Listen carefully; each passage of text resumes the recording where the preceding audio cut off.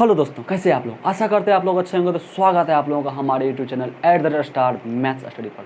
दोस्तों आज हम करने वाले हैं एक्सरसाइज 3.4 में जो क्वेश्चन सब बच गया था। कौन सा क्वेश्चन था? क्वेश्चन नंबर 2 का पार्ट 3 और 4 और 5 भी था। 3 क्वेश्चन जो बचा हुआ है वो आज कवर करेंगे। इससे पहले एक्सरसाइज 3.3 सब हो गया, प्रतिस्थापन विधि सब हो गया है। अब आज चलेगा जो तो विलोपन विधि पे एक्सरसाइज 3.4 बेस्ट है। इसमें सबसे पहले आपको समीकरण फाइंड करना होता है, उसके बाद आपको सॉल्व करना होता है उसको विलोपन विधि से।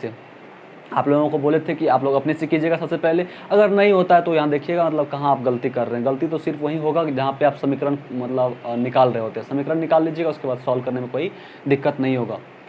तो चलिए क्वेश्चन पढ़िए। क्वेश्चन कहाँ से? Exercise 3.4 page number 63। कौन? एनसीईआरटी बुक से सॉल्यूशन करवा रहे हैं। तो चलिए क्वेश्चन क्या आ रहा है? 2 अंकों की संख्या के अंकों का योग 9 है। अगर आपको लग रहा है कि आपके लिए ये बेनिफिशियल है तो मतलब आप अपने दोस्त के साथ भी शेयर कीजिए, सब्सक्राइब जरूर कीजिए मतलब चैनल को, क्योंकि मतलब अगर नेक्स्ट वीडियो आता है तो आपको नोटिफिकेशन डायरेक्टली पहुँच जाएगा। बेल आइकन को आप दबा के आप नोटिफिकेशन ऑन कर दीजिए। तो चलिए शुरुआत करते हैं। क्वेश्चन क्या है? 2 अंकों की संख्या के अंकों का योग 9 है। ठीक, इस संख्या का 9 गुना संख्या के अंकों को पलटने से बनी संख्या का 2 गुना है, वह संख्या ज्ञात करें। तो सबसे पहले 2 अंकों की संख्या आप समझिए क्या होता है। 2 अंक, एक अंकों की संख्या कहाँ से कहाँ तक? 1 से लेके 9 तक। इसके बीच का जितना भी संख्या 1 2 3 4 5 सब क्या होता है? 1 अंकों की संख्या। और 2 अंकों की सबसे छोटी संख्या 10 और सबसे बड़ी संख्या 99। मतलब इसके बीच का जो भी संख्या होगा सब क्या होगा? 2 अंकों की संख्या होगा।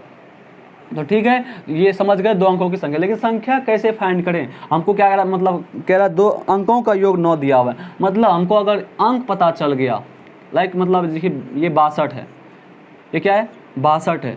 इसको लिखने का तरीका क्या है? हमको पता चल गया कि मतलब ये 6 जो है ये दहाई अंक है और 2 क्या है? इकाई अंक है। इसको हम डायरेक्टली 6 2 नहीं लिखेंगे। सबसे पहले देखेंगे दहाई अंक है तो इसमें 10 से गुना कर देंगे और क्या कहते हैं, ये दहाई अंक हो गया और इकाई अंक को जोड़ देंगे। तो ये क्या हो गया? 6 दहीन 60 प्लस 2 यानी ये 62 के इक्वल आ गया ना। तो इसको ऐसे लिखते हैं। तो अगर हम संख्या फाइंड, मुझको क्या कह रहा है? ये संख्या निकालने के लिए कह रहा है और कुछ कुछ कंडीशन कथन में कह रहा है, उससे हमको समीकरण निकालना है। तो सबसे पहले हम क्या करेंगे? संख्या मान लेंगे, संख्या का अंक मान लेंगे कि इकाई अंक क्या है और दहाई अंक क्या। उसके बाद हमको संख्या अपने आप आ जाएगा। ठीक, डस्टर किधर दिए? चलिए डस्टर।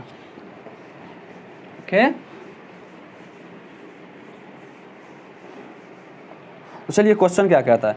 सबसे पहले आप मानोगे, क्या मानोगे? कि माना कि जो संख्या मेरे को पता नहीं है, निकालना है, तो क्या बोलेंगे? अभीष्ट संख्या। अभीष्ट संख्या का क्या मानेंगे? इकाई अंक। इकाई अंक बराबर क्या?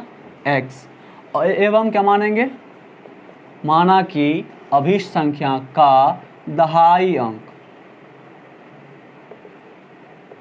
y मान लिए। तो अब क्या होगा? अभीष्ट संख्या निकल के आएगा। अभीष्ट संख्या अभी जस्ट आपको बताए, जब किसी संख्या का हमको इकाई और दहाई अंक पता चल जाए उसको कैसे लिखते हैं? दहाई अंक में 10 से गुना करते हैं। 10 गुनी y प्लस एक्स। ये क्या हो गया? 10y plus x. हमको संख्या निकल के आ गया। और अब चलेंगे प्रश्न से। प्रश्न से पहले क्या करते हैं? एक और कुछ निकाल लेते हैं। क्या कह रहा है कि नहीं, चलिए प्रश्न से। प्रश्न से क्या? x प्लस वाई बराबर 10। 10 है क्या? 9 है।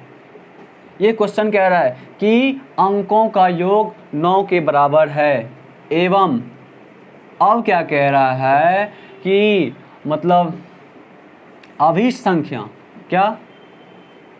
अभीष्ट संख्या जो है वो इसके 9 गुना, इसका जब हम 9 गुना करते हैं तो इसके अंकों को पलटने के बाद जो संख्या बनता है उसका 2 गुना। तो ये संख्या कहाँ से आएगा? इसको निकालने के लिए, अच्छा इसको पहले लिखना चाहिए था। तो चलिए इसको क्या लिखेंगे पहले कि अंकों को, आप इसको पहले लिखिएगा प्रश्न से पहले, अंकों को पलटने के बाद या फिर पलटने पर प्राप्त संख्या या बनी संख्या क्या होगी? जब हम अंक को पलटते हैं तो x जो था ये इकाई हो जाएगा दहाई और y जो था क्या था, y जो था ये क्या था, दहाई था, तो ये हो जाएगा इकाई। जैसे कि 62 है, अगर इसके अंक को हम पलट देते हैं ये 26 हो जाएगा, मतलब 2 क्या हो जाएगा, दहाई, यहाँ क्या था, इकाई था। इसी प्रकार जो दहाई था वो इकाई हो गया, जो इकाई था वो दहाई हो गया। तो यहाँ हो जाएगा आपको ये हो जाएगा क्या, आपको जो इकाई था वो दहाई हो गया, x क्या हो गया, दहाई, दहाई में 10 से गुना और इकाई को जोड़ देंगे तो 10x प्लस वाई, ये हो जाएगा 10 गुनी x क्या, 10x प्लस वाई। चलिए आप इसको कहाँ लिखेगा, इस यहाँ पे लिखना है, मतलब प्रश्न से पहले लिखना है, ठीक, इतना तो कर ही लेना है। अब यहाँ से क्या निकाल लेंगे, एक और समीकरण, ये समीकरण 1 आ गया, समीकरण 2 आ जाएगा। यहाँ से क्या हो जाएगा, 9 दही कितना 90y प्लस 9 गुनी 1 कितना 9x बराबर 2 दही 20। और ये तो सिखा चुके हैं ना, मतलब कोष्ट वाला जो समीकरण था कैसे गुना करते हैं, 2 से अगर यहाँ से गुना किए तो इसमें भी गुना होगा और 2 से, और ये इसमें भी गुना हो जाएगा। यहाँ क्या है, 1y है तो 2 गुनी 1 कितना 1, 2y हो जाएगा ये।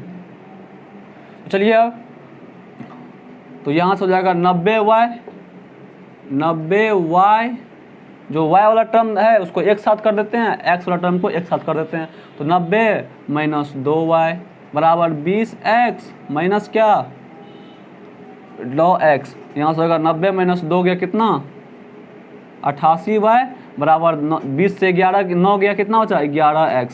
तो 11 से काटिए आप, 11 से कितने बार में कटता है, 11 गुनी कितना 8, 11 8 कितना होता है 88 होता है, ये हो जाएगा 8y बराबर x। लेकिन हमको सॉल्व करना है किस विधि से, विलोपन विधि से, तो हमको कैसे फाइंड करना पड़ेगा, यहाँ से हो जाएगा, हाँ चलिए इसी को लाते हैं या फिर उसको ले जाते हैं, तो x माइनस 8y बराबर 0, 8y को उधर ले जाएंगे तो यहाँ क्या बचेगा 0, और ये हो जाएगा x माइनस 8y बराबर 0, ये हो जाएगा समीकरण नंबर 2। विलोपन विधि के लिए क्या, इन दोनों समीकरण को एक जगह करेंगे। चलिए ऊपर वाला मिटा रहे हैं, नहीं तो यहाँ बना दे रहे हैं, तो समीकरण 1 एवं 2 से,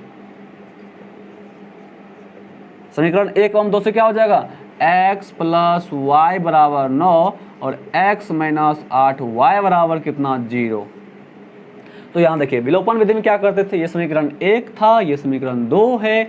इसमें विलोपन विधि में करते क्या थे कि या x का कोफिशिएंट मतलब गुणांक या फिर y का गुणांक बराबर करते थे। यहाँ दिख रहा है कि x का गुणांक 1 है, यहाँ भी x का गुणांक 1 है, मतलब x का गुणांक यहाँ पे बराबर दिया हुआ है, तो डायरेक्टली यहाँ पे घटा देंगे। इसको घटाने के लिए यहाँ प्लस है, प्लस मतलब घटाने के लिए क्या चिन्ह होता है, माइनस होता है, तो माइनस प्लस हो गया माइनस, यहाँ माइनस माइनस प्लस, यहाँ माइनस, 0 में माइनस प्लस से कोई फर्क नहीं पड़ता, ये x कैंसिल हो जाएगा ना, ये हो जाएगा 0, और ये प्लस, ये माइनस का जो मतलब यहाँ माइनस है उसका कोई वैल्यू नहीं है, जो साइन चेंज हो गया यहाँ प्लस हो गया तो प्लस रहेगा, प्लस प्लस प्लस यानी प्लस 8 1 कितना 9y बराबर 9 माइनस 0 कितना होता है 0, को या तो किसी संख्या में घटाइए या तो किसी संख्या में जोड़िए, कोई फर्क नहीं पड़ता। तो 9y बराबर हो गया 9, यानी 9 9 कैंसिल, y बराबर कितना हो गया 1। अब देखिए समीकरण 2 में हम क्या करते हैं, y का मान रखेंगे तो x का आ जाएगा। इससे अच्छा है ना समीकरण 1 या समीकरण 2 किसी में रखिए, यहाँ पे 0 है तो समीकरण 1 में 2 में रखते हैं। समीकरण 2 में किसका मान, y का मान आया ना, y का मान रखने पर समीकरण 2 क्या है, x माइनस 8y बराबर 0, तो x बराबर क्या हो जाएगा 8y, y की जगह क्या 1, तो x बराबर हो जाएगा 8। ठीक, तो अतः हमको निकालना क्या था संख्या, अतः अभीष्ट संख्या बराबर क्या, अभीष्ट संख्या अपना क्या है 10y प्लस x, यानी 10 गुनी y के जगह 1 प्लस x के जगह 8, यानी 10 8 18, यही मेरा आंसर है। इसको चेक कैसे करें कि ये सही है, देखिए 1 है 8 है, अगर हम संख्या के अंकों को पलटते हैं तो ये 8 1 81 हो जाता है, ये 8 है। अब देखिए 18 जो संख्या निकला है मेरे को, 18 में किससे गुना करने के लिए कह रहा था 9 से, 9 गुनी है किसके, अब संख्या को पलटने के बाद की जो बनी संख्या है उसके 2 गुनी के, 81। 18 नंबर कितना होता है 162 और 81 दूना 1 दूनी 2 8 दूनी 16 दोनों बराबर है, मतलब अपना आंसर सही है। तो चलिए ये ऐसे बनेगा। आपको कहाँ दिक्कत हुआ आप इससे खोज सकते हैं, ठीक है। नोट कीजिए आप वीडियो को रोक के।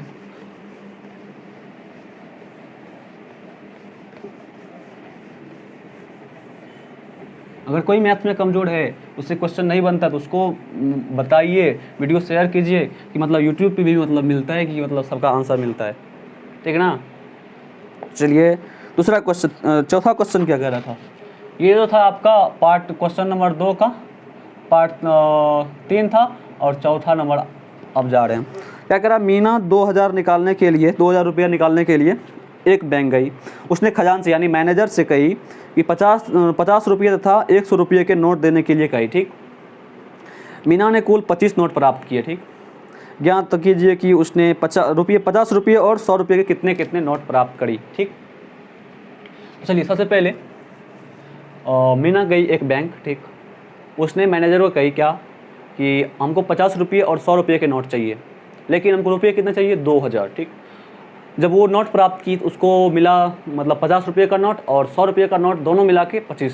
तो सबसे पहले हम पता करेंगे कि 50 रुपये का नोट कितना है और 100 रुपये का नोट कितना है। तो सबसे पहले मानेंगे, क्या मानेंगे, मान लिया कि क्वेश्चन को पढ़िए, मानना क्या है, मान लिया कि जो मेरे को पता नहीं वो मानेंगे 50 रुपये के नोटों की संख्या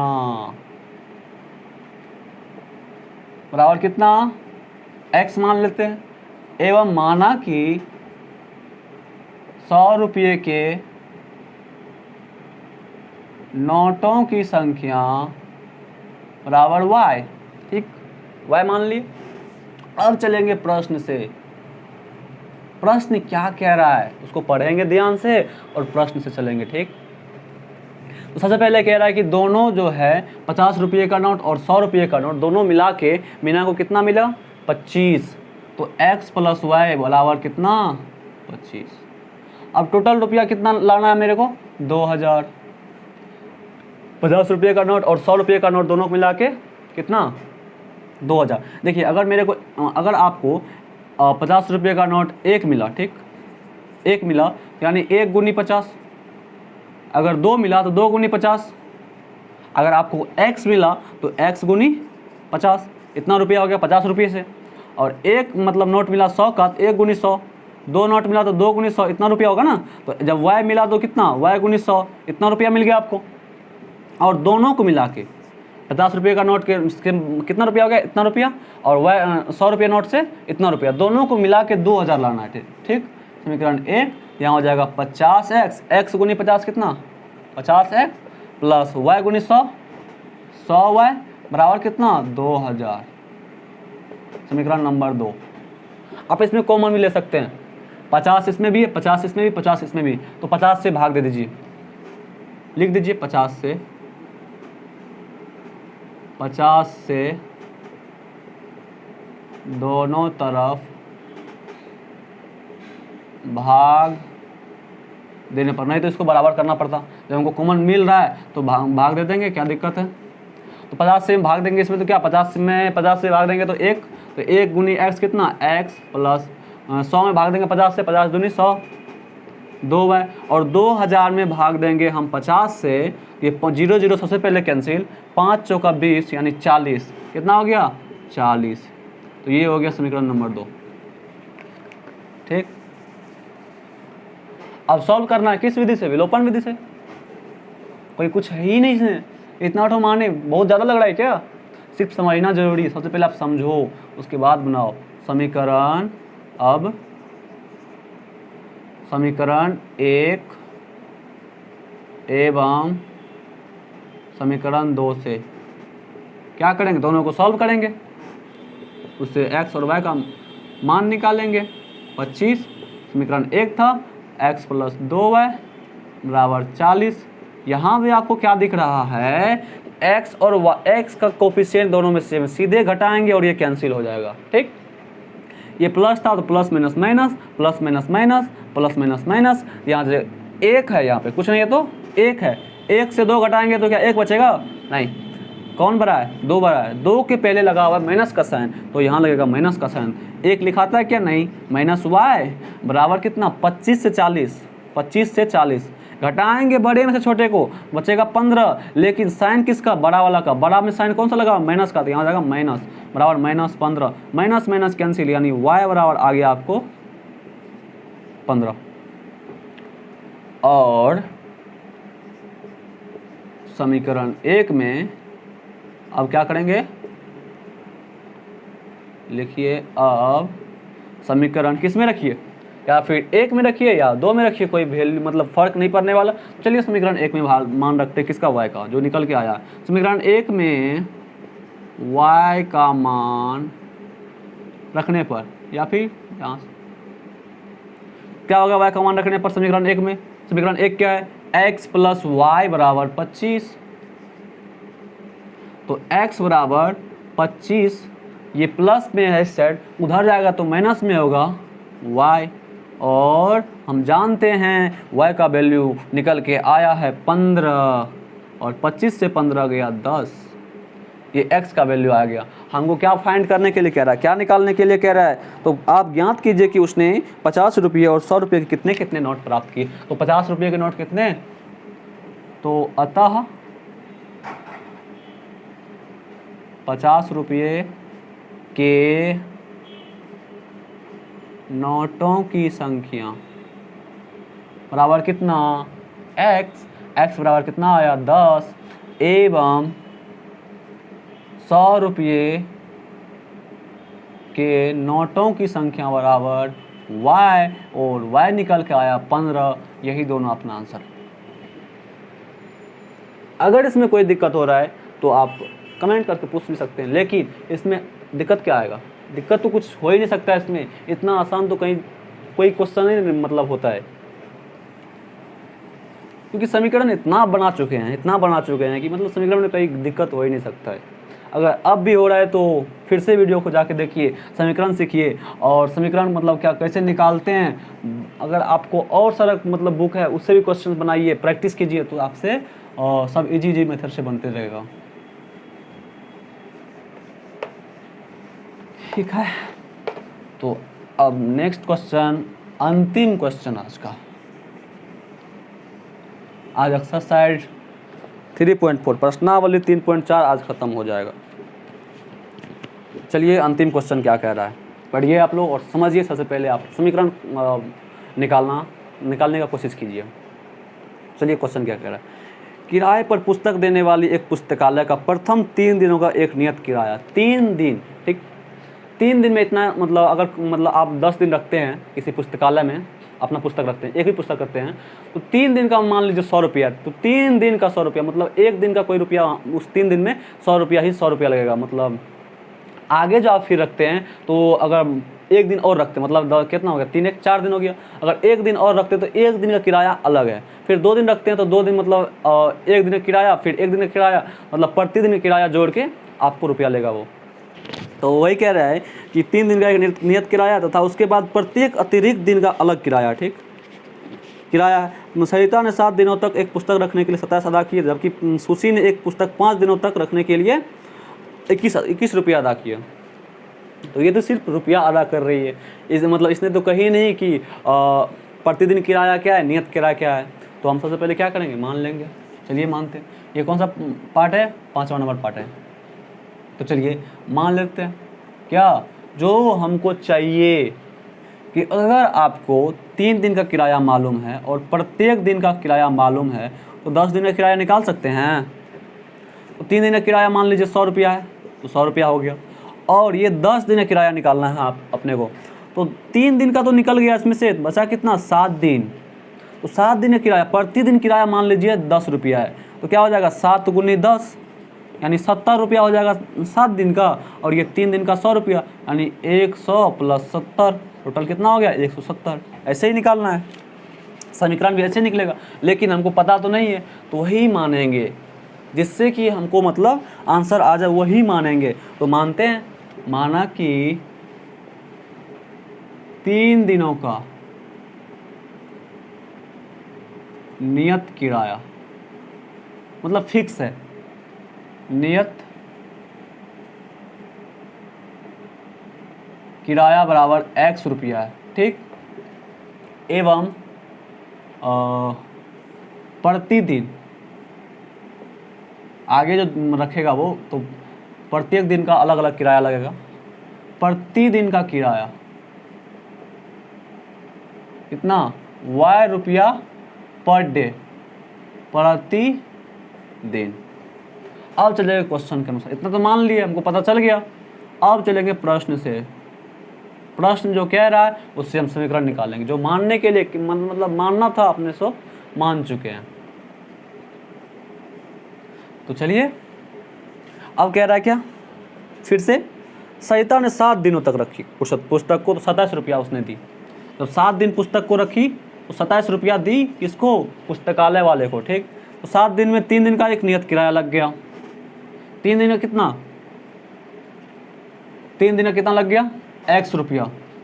ये x रुपया जो है ये 3 दिनों का है, यानी अगर 7 दिन में 3 दिन का रुपया लग गया x, बच कितना गया, 4 दिन। तो 4 दिन में गुना करेंगे किससे, प्रतिदिन की किराया से। मतलब एक दिन का मान लीजिए 5 रुपया है, तो 4 दिन का कितना हो जाएगा, 4 पंचे 20 रुपया, यानी एक दिन का मतलब 4 रुपया, तो y दिनों कितना होगा, 4 गुनी y। ये कितना है, 4y बराबर कितना दिया हुआ है, 27। और एक और लड़की सुशी है जो 5 दिन रखती है बुक को, उसको 21 रुपया देना पड़ता है। 5 दिन रखती, मतलब 3 दिन का तो यही लगेगा x, ये 3 और 4 दिन, 7 दिन का ये हो गया 27 दिन, 27 रुपया। रुपया लिख सकते हैं आप। और x प्लस कितना, 5 दिन रखी है, यानी 3 दिन का तो लग गया x, बचा कितना दिन, 2 दिन। 2 दिन का कौन सा किराया, प्रतिदिन किराया, जो कि y रुपया है। तो एक दिन का y, 2 दिन का y, एक दिन का कितना 2, तो 2 दिन y दिन का y गुणी 2, 2y बराबर कितना 21 दिया हुआ है, किस समीकरण 2। फिर इसको फाइंड करना है किससे, विलोपन विधि से। इसको यहीं से सॉल्व कर देते हैं, समीकरण 1 और 2 से लिखने की जरूरत नहीं, सब सामने है। तो यहाँ फिर दिख रहा है भाई, ये तो बहुत आसान मतलब समीकरण आ रहा है। यहाँ भी x का कोफिशिएंट सेम, यहाँ भी x का कोफिशिएंट। यहाँ फिर क्या करेंगे, डायरेक्टली घटा, minus plus minus minus, minus plus minus, और माइनस प्लस माइनस, ये हो गया आपका कैंसिल। यहाँ से आ गया प्लस और माइनस। प्लस माइनस क्या होता है, माइनस, यानी घटाएंगे इसको, 4 से 2 गया 2, साइन किसका, ये प्लस 4 है माइनस 2, कौन बड़ा, प्लस बड़ा है, यानी प्लस का साइन मतलब दिखाते नहीं है, लेकिन माइनस को दिखाना पड़ता है। यहाँ जाएगा 2y बराबर कितना, 27, ये प्लस है ये माइनस है, प्लस में से माइनस गया माइनस, 27 से 21 गया 6, y बराबर आ गया आपको 3। प्रतिदिन का किराया कितना है, 3 रुपया, ठीक ना। अब समीकरण किसमें, या फिर 1 या तो 2, 1 में y का मान रखने पर, कहीं से आप निकाल सकते हैं, रखने पर क्या होगा, x प्लस 4y बराबर 27, यानी x बराबर 27 माइनस 4y, यानी 27 माइनस 4, y की जगह 3, 4 तिया 27 माइनस 12, यानी 15 रुपया। तो अतः क्या निकल के आया, हमको जो क्या मांग रहा था, तो नियत किराया था, प्रत्येक दिन का किराया ज्ञात कीजिए। तो नियत किराया अपना आया निकल के, नियत किराया बराबर कितना, x रुपया था ना, तो x बराबर क्या निकल के आया, 15 रुपया, ठीक। और प्रतिदिन किराया, प्रतिदिन का जो किराया है वो माने थे y, और निकल के आया 10 रुपया। 10 रुपया क्या, 3 रुपया है। प्रतिदिन किराया कितना है, 3 रुपया। अब यहाँ से चेक कर सकते हो, 7 दिन का किराया कितना, 3 दिन का लग गया आपको 15 रुपया, और बच गया 4 दिन, एक दिन का 3 रुपया, तो 4 दिन का 4 तिये 12, तो 15 प्लस 12 कितना हो गया, ये 12 हो गया ना, और टोटल कितना हो गया, 15 12 27, जो सही है। तो आज आपका 3.4 खत्म हो गया। अब आगे है 3.5, इसको सॉल्व करना है वज्रग्रहणखंड विधि से। तो आप लोग वज्रग्रहणखंड विधि का फॉर्मूला भी याद कर चुके होंगे, क्योंकि उसको शॉर्ट वीडियो में बताए थे, और बजगुणनखंड विधि से जो क्वेश्चंस था वो भी सिखा दिए। एक सेपरेट वीडियो है बजगुणनखंड विधि पे, आप लोग जाके देख सकते हैं। अगर आप लोगों को नहीं आता बजगुणनखंड विधि, अगर आता है तो आप लोग 3.5 बना के लाइएगा। बस ऐसे ही सबसे आसान विधि है, ठीक। नहीं बनता है तो फिर आके वीडियो में देखिएगा कहाँ गलती हो रही है आपसे। बस मेन चीज़ में एक फार्मूला याद हो गया बजगुणनखंड विधि का, आपसे क्वेश्चन सारा बन जाएगा बजगुणनखंड विधि से। तो चलिए आज के लिए इतना ही, मिलते हैं अगले वीडियो में 3.5 प्रश्नावली के साथ।